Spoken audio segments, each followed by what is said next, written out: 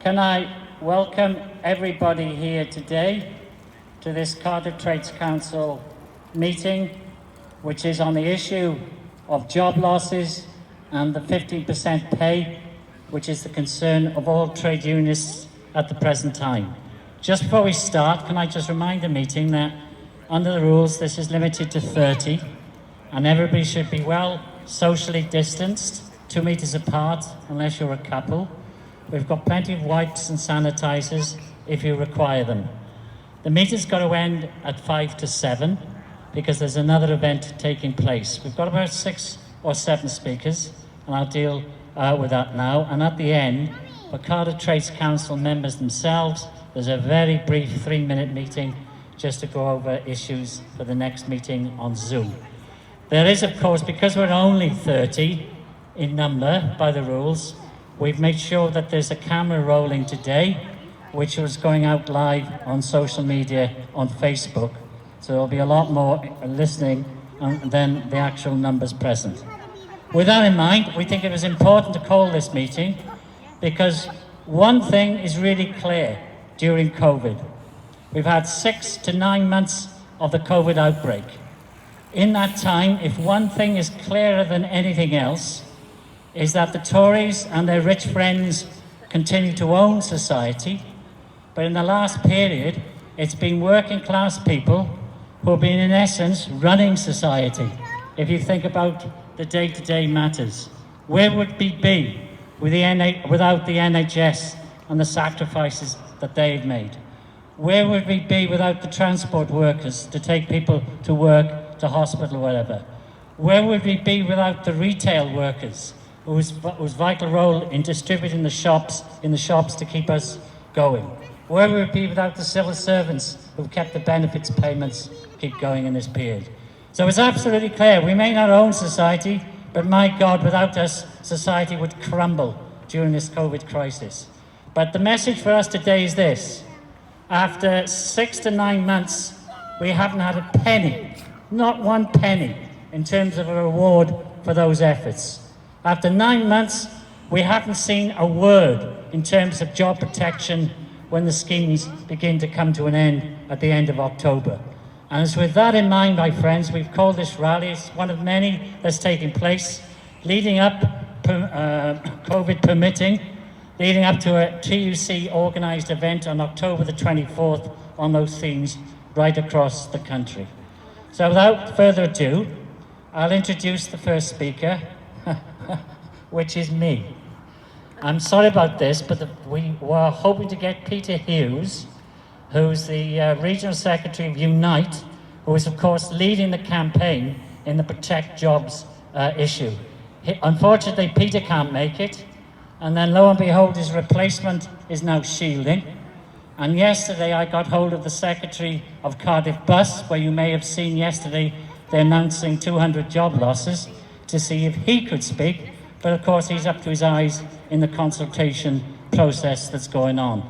So in conjunction with Unite, I've been asked to read out a statement in terms of what the union, in conjunction with the Trades Council, is doing on the question of jobs at the moment. It says this: if the Chancellor ends the furlough scheme next month, thousands of jobs in Wales and millions in the UK will go in just one day. Nearly 400,000 have been furloughed in Wales.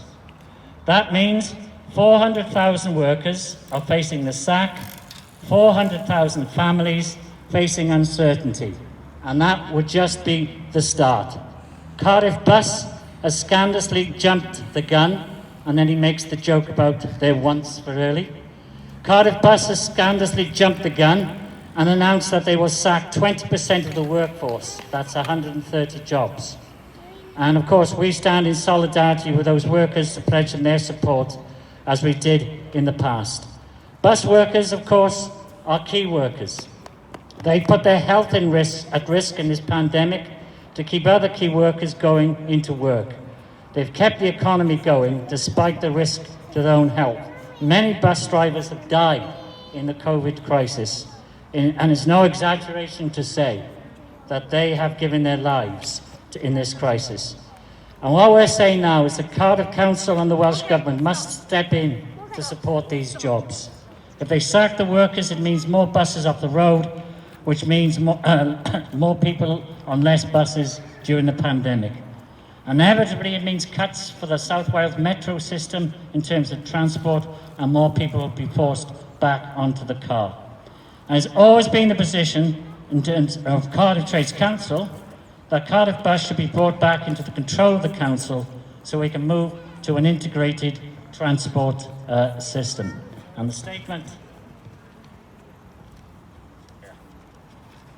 statement ends by saying the furlough is due to finish October the 24th. As it stands, the Chancellor said it will end. In effect, he's throwing millions onto the dole in one day. We must prepare now to put pressure on the government.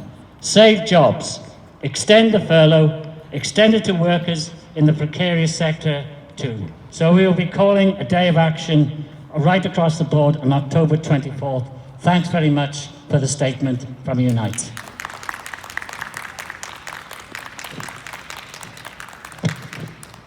Okay, we'll get on to our first live speakers here tonight, and it's a warm welcome, please, to James Clark, who's from the NH Worker. The NH Workers say no. In fact, they want for the 15% pay rise. Like everybody else, James has been in huge efforts this year to try and do the best for us people, and we think it's about time the NHS were rewarded. Please, a warm welcome to James.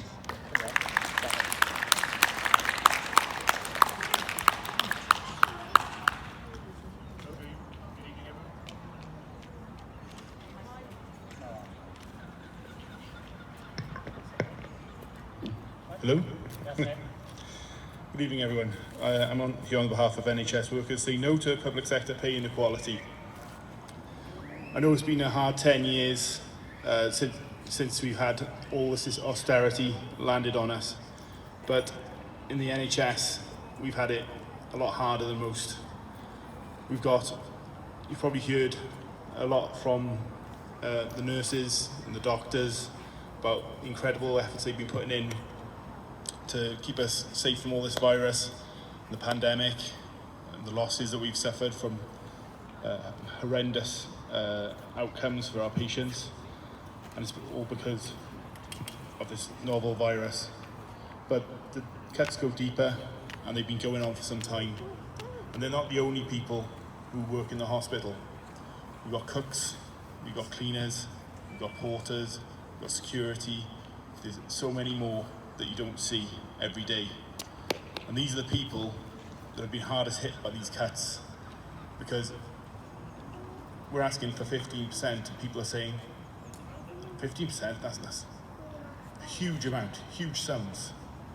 Well, when you say that to a cook or a cleaner or a porter, and they've cut the staff, we've got less and less staff coming in. We're nationwide in the UK, we're 100,000 people down in the NHS. That means those people aren't doing the cleaning, they're not doing the cooking, and the people who are remaining have to double up, do more work, put more effort in. So it's not unreasonable to ask for more money when that money, well, the price of buses have been going up, the price of trains have been going up. They don't say no to the train companies when the train companies say, well, we need to put everything up by the cost of inflation because everything's going up. But they'll say that to your cook, they'll say that to your cleaner in a hospital.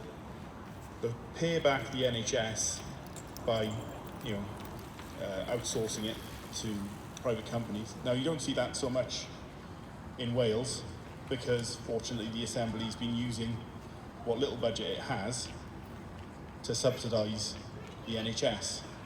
But it's still a huge problem. The Barnett formula is not working. And it's important, and I put a call out to the Welsh Assembly, the Senedd now, to go and try and do their best to take Westminster and call them to account and ask for a better settlement for Wales. So we've got more money in our pocket. So we can say to the NHS, we can do better. We can say to the police, we can say to all the devolved areas that require more we can give them what they deserve and what they need. By 2030, if things keep on going the same way for the NHS, we'll have 250,000 vacancies. That's people just aren't there that were there yesterday. And this is shocking. We're looking into an abyss of pay where year on year inflation goes up and year on year our pay stays the same. So by 2030, compared to 2010, our wages will have stayed the same. So that's, if you work it out, a 40% reduction in our pay. Now, okay, if you were a wealthy consultant, doctor, top of the scale, you might kind of question that and go, well, that's not no skin off their nose. But if you're a cleaner trying to clean the floor and they're saying to you, well, you know what, you're going to have to do the job of 3 people now, clean a bit faster, but, you're going to have to buy a bit less bread, maybe something, cut back on Christmas a bit this year. And that's the reality we're facing. And that's why we're asking the government in Westminster, can you please just give us something that you've already afforded for yourselves through your independent pay review body, which they've left alone because they're getting a fair pay settlement. But for the NHS, with our independent pay review body, they always say, oh, well, try and keep it, low, in beneath 1% if you can. And, that's all you got to play with. And they're doing that year on year. It's not fair. So all we want is a fair day's pay for a fair day's work. And that's it. Thank you very much. A warm welcome to James and all NH workers, because our matter is 15% now. And where the government gets it, that's up to them. But let's put it like this. They wasted £600 million earlier this year on useless PP equipment, not even done within the NHS, but to their big business friends, and then none of it worked. So 600 million they spent on that, and they can spend 50% to give NHS workers a reward for the huge effort. Cheers. Right, our second speaker is Leanne Francis. Leanne is a member of Caerphilly NEU, but she lives in Cardiff. And Leanne, of course, is at the front line as one of those in terms of at work with all the safety issues with all the kids going back to school. And Leanne is going to describe some of the problems and issues and what the union stands for. Welcome, please, to Leanne.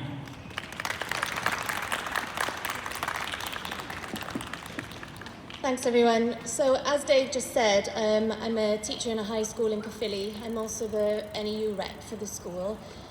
And although we've only been back for a few weeks, it feels like we've been back forever, such as the anxiety and stress that we're facing every single day. One of the first concerns that I wanted to talk about was the fact that safety measures have been dumped in the laps of head teachers. And so rather than county councils having clear and stringent plans for a safe reopening of schools, including testing, they've just allowed schools to reopen and told head teachers that they decide what that reopening looks like. And it's very clear that they're already anticipating another spike in cases. And if it turns out that schools reopening have contributed to that, which they will have done, then the blame will easily be laid at the feet of those head teachers rather than with the councils who failed to provide proper safety regulations for reopening in the first place. We've only been back for 2 weeks. We've gone down from 7 year groups to 4. We had a case within the first day, within the sixth form. So that year group had to isolate for 2 weeks, the whole year group, whereas if proper testing had been in place, then we would have known in advance that that pupil couldn't come to school. As it was, the lower six had to start with 2 weeks off school, having had their exams cancelled as well. So failing to protect the educational experience of our pupils is just as big an issue. We've now got year 11 and year 10 in isolation as well. We've got 3 members of staff confirmed as having COVID. We've been told as a staff that county regulations mean that if we have been in the same room as a pupil who's then tested positive, or for a member, or as a member of staff who has, that provided we stayed 2 metres away from them for the whole time that we were there, then we should be fine. Nobody knows if that's actually going to be the case or not. We're basically sitting ducks. We don't know if within a couple of weeks we're going to find that more and more people who have taught those pupils are then testing positive with the virus and passing it on to vulnerable people, or they're vulnerable people themselves. One of the confirmed cases that we have is very vulnerable. We're in a situation where we've got a piece of tape that's 2 metres from the board, which means that we have to teach pressed against the back wall in order to maintain 2 metres social distancing. If we move from the wall at all, then we are within 2 metres of the front row, because the classrooms are so crammed, we've got 36 in one room, that we can't move from the board. So pupils can't get any help. I can't hear what they're saying because they're wearing masks, thankfully. But obviously sending children back to school in that sort of environment is very upsetting for us and for them, because teaching is becoming more and more difficult by the day. Where we have pupils isolating, we then have to set distance learning work for those pupils, but we have to make sure that it's the same work as the class that we're teaching, so we have to double up by then going online and posting the work and marking the work online as well. Where we have situations where a teacher is isolating, then we have to set cover work for that teacher as well, but make sure that it's not doubling up on the work that they're doing, and it is just one, crisis after another every day. As union rep, we're getting called into the head teacher's office on the daily, because this is new territory for him as well as for us. He's following county guidelines, but until proper testing is in place, then we can't possibly run the school in a way that's safe or effective in terms of education. So now that we are short of tests as well, we now face another issue where we don't know if the pupil in front of us is positive for coronavirus or not, or whether they should be isolating or not. And I think, like I said, we are sitting ducks. It is a matter of time before cases start to explode in schools. Mine is better than many. The safety precautions we have in place are better than many. Some schools have opened with no change at all. And so I hope I'm wrong, but I fear that I won't be. And there will be a lot of blame laid at the feet of this government and of these local councils if the inevitable happens, which I'm sure it will. So we are demanding adequate testing, routine testing of pupils and staff in schools, so that we know that the pupils that are in front of us are safe to be there and that we are safe to teach them. Thank you.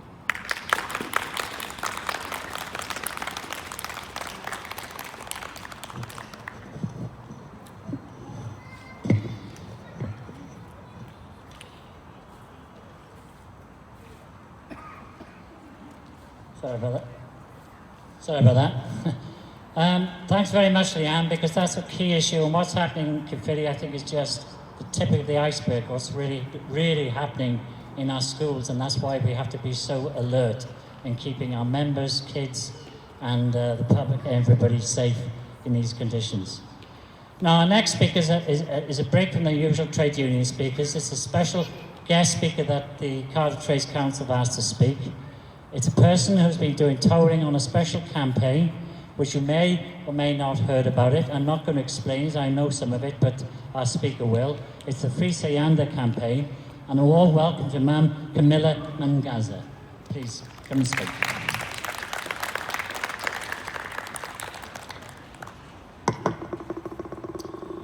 Thank you guys, thank you. Thank you for allowing me to speak today. I think you should listen to really all the speakers that have taken the time out to tell you about the issues, first of all, within the NHS and in the education system. It's really important that you kind of listen to the struggles and support them, and they're putting themselves in danger and because of this virus, you know, they need that extra support to be able to help themselves in the work that they're being paid to do. They've got bills to pay like everybody else, so please support these guys and listen to them when they speak. So I just wanted to say that first of all. I have been kindly invited here just to kind of explain to you about the Free Sianda campaign.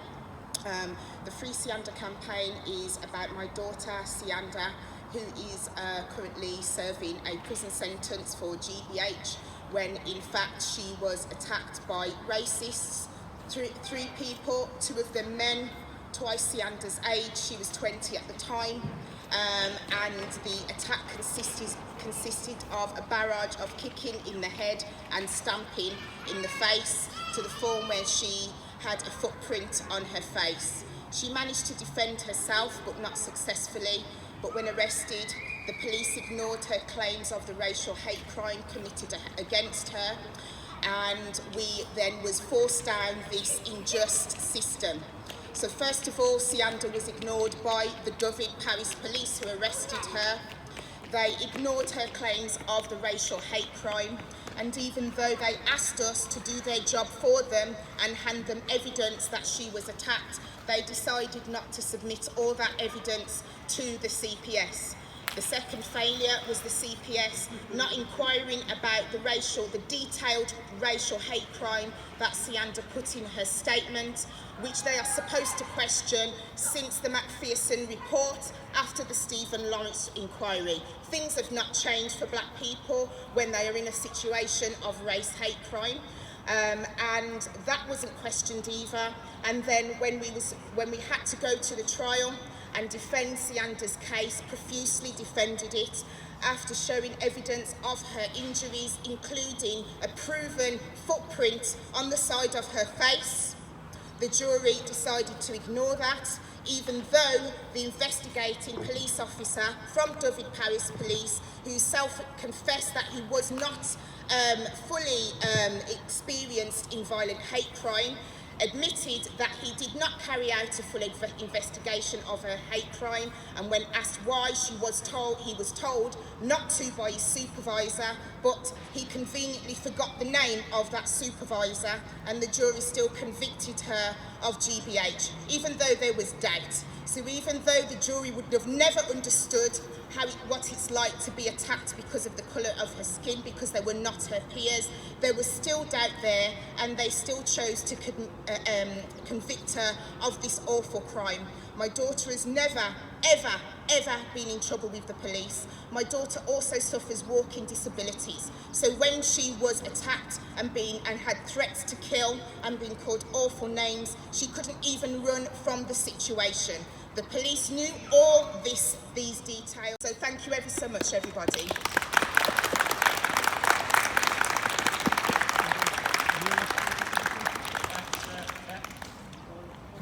Thanks very much, Camilla. And that's a campaign I'm sure has attracted a lot of interest. As the Trades Council, we'll be looking at it. We've received a resolution, and we'll be looking at that in terms of our next proper meeting to help wherever we can in solidarity against potential injustice. The next speaker, I believe, is not here. No? Okay, next case, Catherine Williams. Catherine is my fellow PCS member and president of the Trades Council for that matter, but she's in tonight speaking in capacity as one of the GC members in the union on the DWP, which carried out a ballot yesterday, or recently had the results of a ballot saying that they were totally against an extension of working conditions in which they've been asked to do more and more work in terms of trying to keep on top of all the huge benefit claims during this campaign. So welcome to Catherine, please.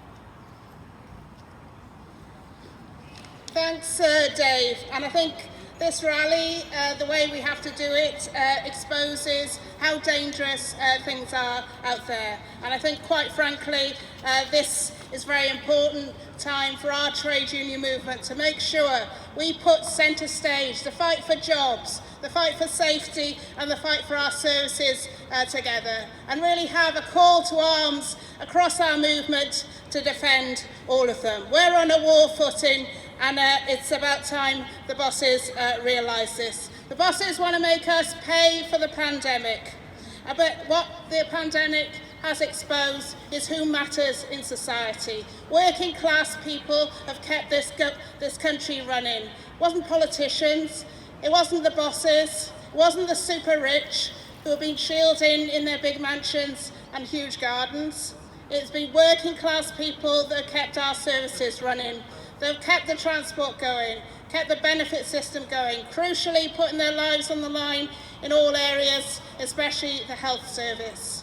And all the work that is being done is really important in terms of all of those things, putting food on our tables and everything else. And those low-paid workers living in overcrowded situations, dealing with travelling to work on the crowded public transport, putting our lives at risk day in, day out, are the ones that need to be supported. But making sure that also the bosses don't use the pandemic to lay off workers, threaten jobs, and put everybody's livelihoods at risk. We're in the fight for our lives, and the fight of our lives at this moment in time. 700,000 jobs have been destroyed during the pandemic. And as Dave said, I represent workers in an area where I don't want an increase in work. When we have an increase in work, it means the situation for working class people across this country is much worse. Representing workers, delivering the benefit system. And quite frankly, the government has been making things worse. We needed a job retention scheme. Workers, the trade union movement fought for the job retention scheme. But as that the end of that is approaching, we need to fight to make sure that as COVID cases rise, as we try and fight to make sure our communities remain safe, that actually people have the means to live on.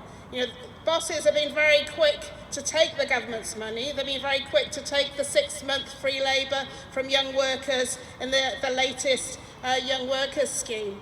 But, it's 100% funded by the government. They're very quick to keep workers on when the government is paying their wages. As soon as the government scheme is coming to an end, then those workers' jobs are being threatened. And we need to fight to make sure that the bosses put their hands in their own pockets. The super rich who haven't seen a change in their lifestyles, haven't seen the change in their income, are actually trying to make us pay and ordinary working class people pay. So it is a call to arms to make sure that we are fighting for those jobs, for services in our communities, but also the absolutely essential services to actually deal with the pandemic. We've seen the disaster with track and trace, as Leanne has mentioned. We need to make sure that the testing is done, that the services are there to support those with COVID. But also we have the full pay for workers so they can self-isolate safely. They don't drag themselves into work when they're ill because they can't afford to stay at home. And actually proper measures as well. You know, the lockdown we've seen everywhere. It's a disaster. The government is running from one crisis to another, both in Westminster, but also in the devolved governments like we have behind us. But also day to day, we need to make sure that every single measure is taken in all our workplaces. Where we are delivering services, we need to make sure that's delivered safely. So we saw in London during the pandemic, bus fares were abolished because it actually stopped any interaction, the unnecessary interaction with the drivers. There's all sorts of things that can be done in our workplaces, but as we're heading into winter, those workplaces become even more dangerous. The windows can't be kept open during the winter. The aerosol particles, quite frankly, Leanna's mentioned the 2 metres in our schools, but 2 metres, is not perfectly safe. Aerosol transmission, the rooms filling up with the virus particles put all of us at risk far more, especially in contact centre situations and so on. We're all speaking much more than normal. So we need to fight to make sure all the measures are taken place. The DWP as an employer has already been found to be in breach of health and safety legislation. In an office that could fit 5,000 people, they couldn't socially distance 300 members of staff. So we need to make sure that we are making sure that every single workplace is safe. All the workers are able to keep 2 metres apart. In the sort of work where you can't actually stay 2 metres apart from everybody else, then mitigating factors should be provided, full protective equipment and so on. But, you know, and if people can work from home, they should still be able to do so. So, you know, it is actually important. And at the moment, our members clearly have been busting a gut, providing services, focusing on getting the money out to every single member of the public and focusing on how you can provide support during a recession, very difficult circumstances for workers trying to find jobs and make ends meet. But now, the bright idea of the government from today is actually to haul everybody into our job centres for appointments and actually bring people across communities, make sure that they have to come into the offices, have to come on public transport, cross communities and come into our offices for something we can do over the phone so that everybody can stay safe and actually everybody can be supported. We want to provide the support. We want to make sure that our members, but also the public, remain safe. It is a difficult circumstance, and nobody should have to come into an office for an appointment, for an interview, when we can do that over the phone. And, you know, I think it's reckless of this government trying to pretend that everything is back to normal. Does it look like this is normal? Does it look like it's normal in Wales with every time you look at the news, there's another council either about to impose a lockdown or already has done? You know, it is very important, but it's also an opportunity. Having seen what is needed in society during the pandemic, what matters, to actually look at reshaping how services are delivered. Let's focus on a social security system to support the public, rather than actually the regime the Tories want to have, which is actually harassing and bullying the unemployed for not having a job. We need to fight for our services. Great that Cardiff Trades Council organised this rally, the job now is to make sure that the fight for jobs, the fight for safety and the fight for our services is a call to arms in Wales. We are fighting for it and we'll make sure the trade union movement stands up, but also doesn't let the politicians behind us or in Westminster off the hook. They need to deliver for ordinary working class people.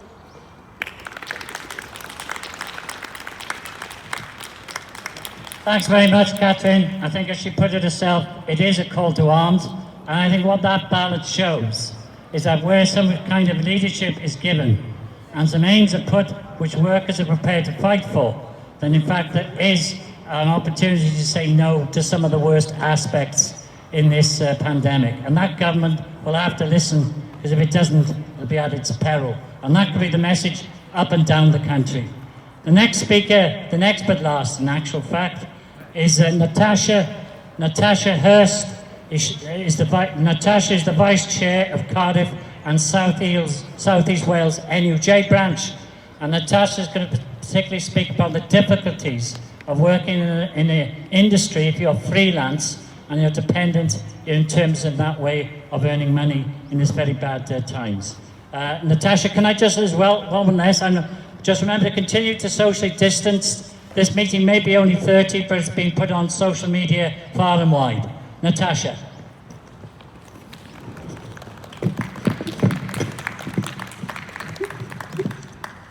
Oh, before she starts, one thing she reminded me to tell you, that Natasha is deaf. She will speak loud, but if you can't hear her, just go like that and she gets the message. Okay? Natasha. Thank you very much, everyone. At a time when independent, accurate and high-quality journalism is needed more than ever, we're seeing wealthy publishers exploiting this crisis by accelerating cuts to dozens, even hundreds of journalists' jobs across the UK. And journalists are essential workers too. Over the last few years, we've lost so many local offices and local journalism posts, leaving many of our communities without a local reporter on the ground. This leaves people without access to accurate information that is vital to their well-being. and it damages democracy by preventing us from holding decision makers to account. And now, the pandemic is being used as an excuse to strip back even further, leaving journalists overworked, covering multiple roles, and expected to push out stories without being given enough time to research and write them properly. I'd like to give a big shout out to our local and independent newspapers who are struggling to keep going right now.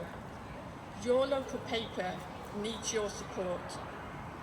And I call all of you who are here today to take action to support your local paper and think about buying one on your way home. Yet journalists are the ones coming under attack, but we should be directing our wrath at the employers and at the publishers who choose to attack workers' rights and undermine our democracy. The same huge publishers cutting jobs are also attacking freelance rates. News UK, publisher of Murdoch papers including The Sun, is trying to force through a rights-grabbing contract drastically reducing photographers' income, and writers will be next. This comes after many photographers have been without work for months, and they don't expect to see their work return until next year at the earliest. It's an absolute disgrace that News UK would exploit those who are desperate for work by trying to coerce them into signing away most of their rights. The NUJ and others in our industry are campaigning to have this draconian contract removed. Too many of those who are self-employed and who have lost work have actually not been eligible for the UK government's financial support. And this is because journalists, camera crews, reporters who are freelance are often forced to register as limited companies or forced to take PAYE work but without the benefits of actually having an employment contract. It's the 0 hours economy by another name, and one that the UK government has allowed to flourish to the detriment of our communities. The UK government must step in to protect jobs, to protect industries, and extend its income protection, making sure that no one falls through the cracks anymore. And this crisis is far from over. There are lockdowns re-emerging as we speak. This is not the time to withdraw the furlough scheme or the self-employed income support scheme. With so many people facing redundancy, there will be a huge rise in the numbers of those who think about moving into self-employment. Measures by employers to force down wages and working conditions and cut freelance rates should be resisted. We cannot let them become permanent features of our future working lives.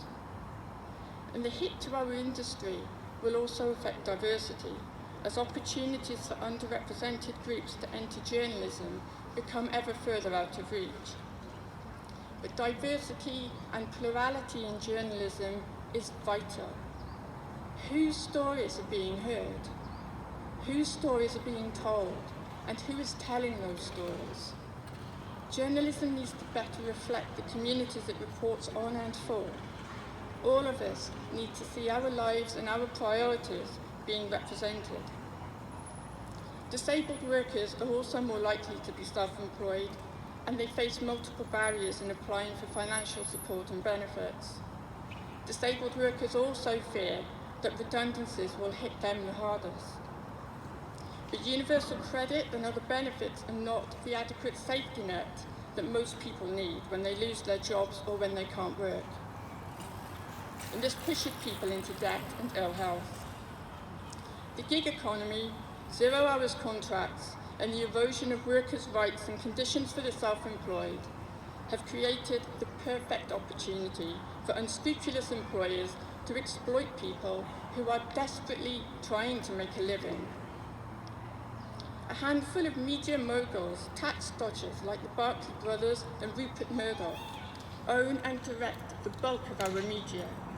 It's undemocratic, it's bad for workers, and it's bad for public accountability. This affects all of us who need accurate news on what is happening with our schools, our public services, and our politicians. We in the NUJ call for democratic ownership and accountability of the media.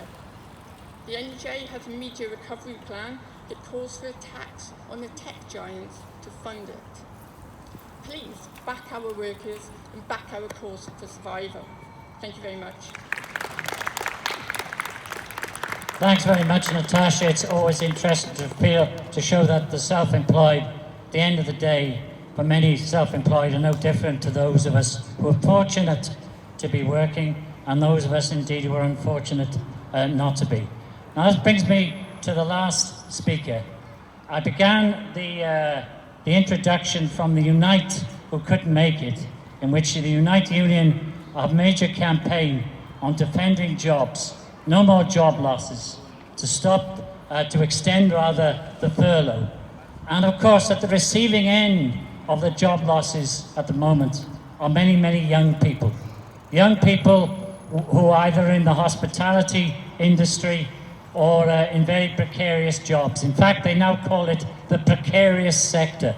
And for a young person today, if you're made unemployed, it's so difficult to get a job. And they have many demands and rights too.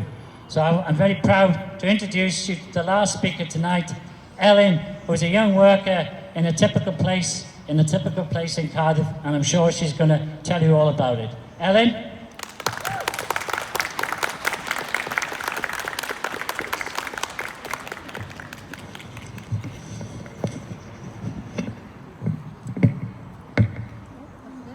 Thank you. So I work in a salon in Cardiff, and I just wanted to talk about some of the current conditions.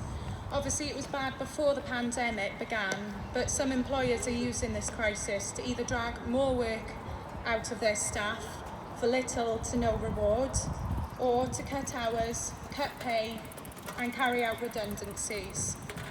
Since my team have returned to work, staff hours have been cut to part-time so that we can work in shifts of smaller teams to adhere to social distancing measures.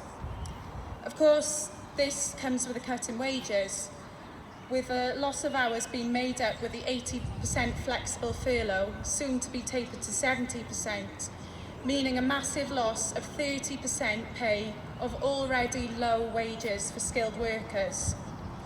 The team were originally given longer appointments with no lunch breaks on 9-hour shifts and were blackmailed into accepting these conditions by being told they could lose out on commission, when of course in reality there was clearly more of concern of loss of profits for the boss. Standards are also now slipping in terms of safety, with workers returning to shorter appointment times with limited time to clean effectively in between. Lunch breaks have now been reinstated, however these are and always have been unpaid. Our team are rightly concerned about safety, not only for themselves, but for their clients, their family and friends, as local lockdowns continue across the country, as well as the added pressure of wage concerns and long hours. The level of consciousness has been raised among my team during the pandemic, however. We have realised the power we have, united, as when the UK went into lockdown back in March, there were obvious concerns about what would happen with our wages. Collectively, we put pressure on our boss by means of a Facebook post about wages on our staff page. Once one person commented about the concerns of pay, everyone followed after, and our boss had no choice but to pay us the 20% of wages that would have been lost. This victory gave us all a huge boost of confidence by also knowing that we were not alone, and so many workers often believe, being busy in work with management around, it can lead us to think that we don't have the confidence to share our concerns. But we are now all talking and openly sharing bad practices for us as individuals and as a team with each other. It won't be long before we have an organised and fully unionised workforce.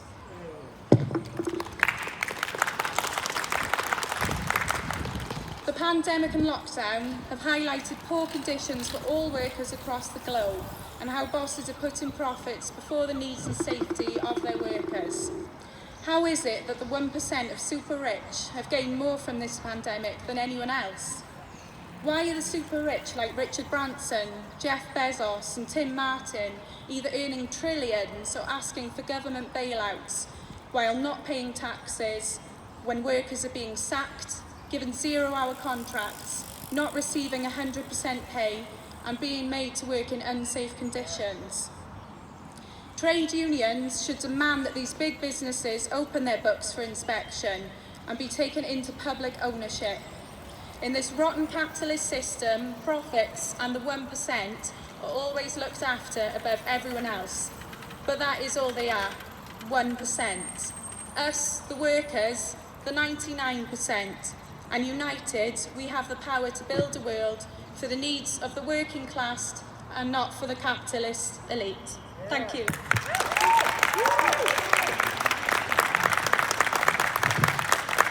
Thanks very much. Thanks very much. Star of the show there, eh? Younger the better. Right, thanks very much, look, for coming. As I said, this is just a small event tonight. It's been watched by a lot more on social media.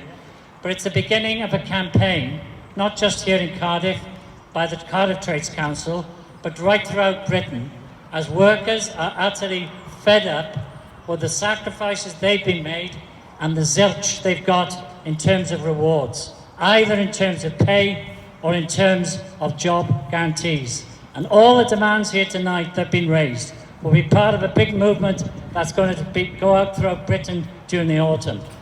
We're hoping on October the 24th, right across the country, there will be a national day of action on precisely the question of paying proper wage increases and for the question of no more job losses. I can't say at the moment whether that's definitely going ahead in a physical form, because we don't know what's happening with the virus. But if it's not, it will be on Zoom. If it goes ahead, it most probably be outside the castle or outside the City Hall. We are putting up notices for that in the future. Thanks very much for coming, and to those Trades Council members, because time's getting on, we won't bother with the meeting. It's only to misuse. It's just I'll put it out an email to all members on the issues, very brief issues that's going to raise. Thanks very much for coming. Cheers.